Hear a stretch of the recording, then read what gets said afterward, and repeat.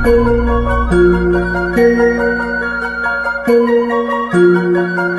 assalamualaikum warahmatullahi wabarakatuh. Balik lagi bersama aku di Selendang Horor.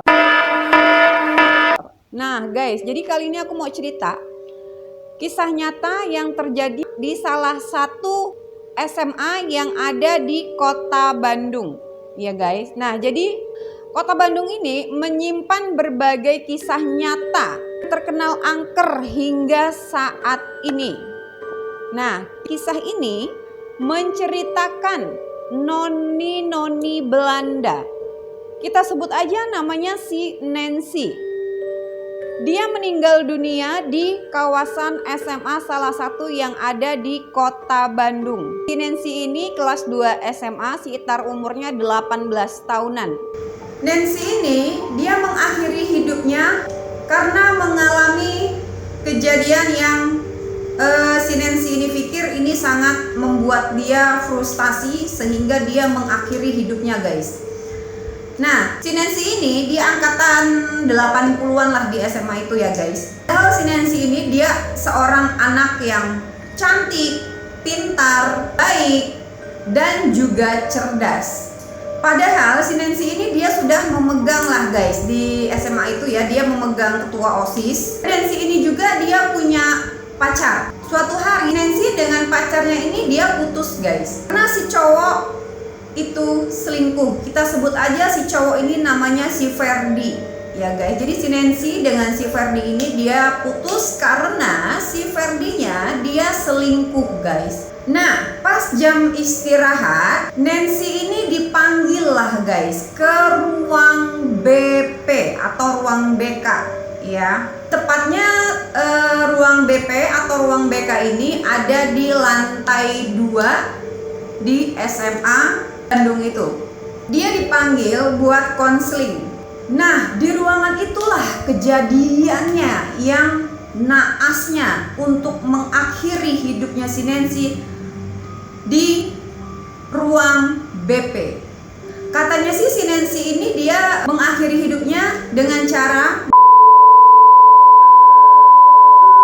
karena nggak kuat dia nahan rasa sakit kecewa dengan si Ferdi. Nah, semenjak itulah arwahnya si Nancy ini dia nggak tenang guys. Orang-orang itu pernah ngaku bilang dia melihat si Nancy masih pakai baju seragam putih abu-abu dan lengkap pakai dasinya. Rambutnya itu panjang menutupi muka dia guys, dan suara tertawanya itu yang masih terngiang-ngiang dengan siswa-siswi yang mendengar suara tertawanya si Nancy dari SMA itu.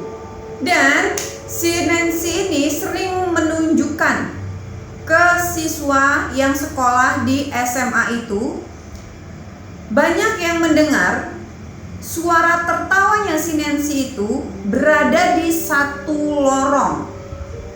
Tertawanya itu seperti ini dan sering memanggil-manggil. Katanya si Nancy, "Ini sudah jam pulang." Dan si Nancy ini sering terlihat di salah satu kamar mandi yang ada di sekolah SMA itu. Dan juga ada di ruang BK yang di lantai 2, tangga darurat, dan di kelas pas malam hari. Kesaksian dari siswa-siswi yang pulang sore, ada yang melihat cewek duduk sendirian di kelas gelap, pas disamperin itu ceweknya hilang guys. Dan ada juga nih kesaksian dari Pak Satpam yang jaga di sekolah itu.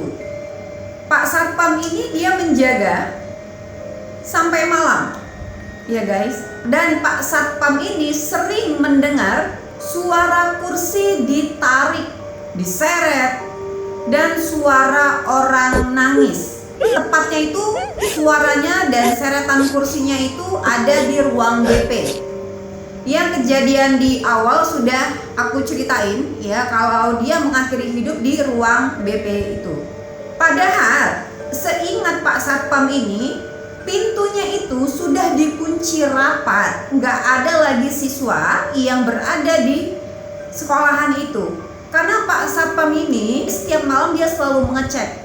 Takutnya yang pernah terjadi itu terulang lagi, atau memang ada anak yang tertidur di dalam kelas. Makanya Pak Satpam ini dia keliling untuk mengecek ulang gitu guys. Dan ada juga nih guys, kesaksiannya lagi nih ya, dari siswa yang ikut ekskul pulang pada malam hari.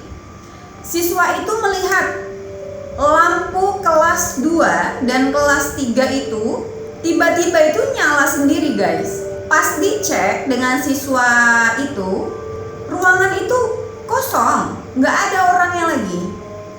Nah tapi katanya nih, ada pantangan di SMA itu, anak-anak dulu suka bilang.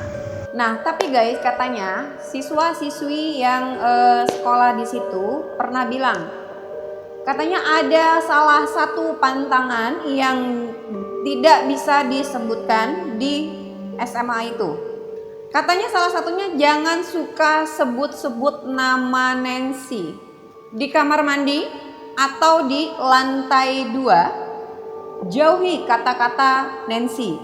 Dan juga ada yang bilang jangan foto-foto pas maghrib, apalagi sendirian. Itu sangat dilarang di sekolahan itu.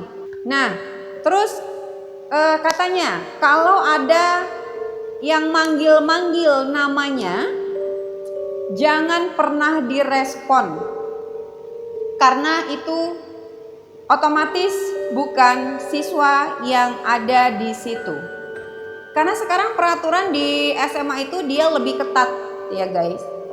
Peraturan ini sudah turun-temurun sampai sekarang. Makanya tidak ada yang berani melanggar pantangan itu sampai hari ini. Ini fakta atau mitos sampai sekarang dari pihak sekolah. Mereka tidak pernah mengeluarkan pernyataan resmi tentang kejadian ini. Tapi anehnya juga nih, hampir tiap angkatan selalu ada aja gangguan yang menimpa mereka. Nah jadi kalian percaya atau nggak percaya, itu semua balik ke kalian semua guys. Ya, di sini aku menceritakan yang aku tahu ya, dan ini fakta atau mitos semua kembali ke kalian semua. Dan juga terima kasih banyak guys yang udah nonton video aku ya sampai habis. Jangan lupa dong di like, subscribe, komen, dan share-nya juga ya. Next videonya kalau kalian ada cerita tentang kisah nyata horor yang perlu aku bawakan di sini, boleh kalian kirim ke email aku di Selendang Horor ya, nanti kita naikkan dan pilih salah satu yang bagus yang mana kita naikkan di sini. Iya guys. Dan bantu aku juga untuk tembus 500 subscriber dulu ya, nanti aku bakal penelusuran langsung.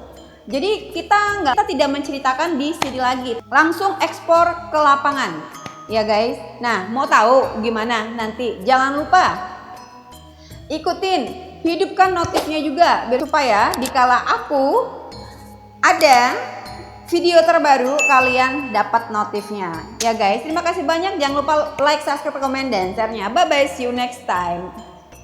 Assalamualaikum warahmatullahi wabarakatuh.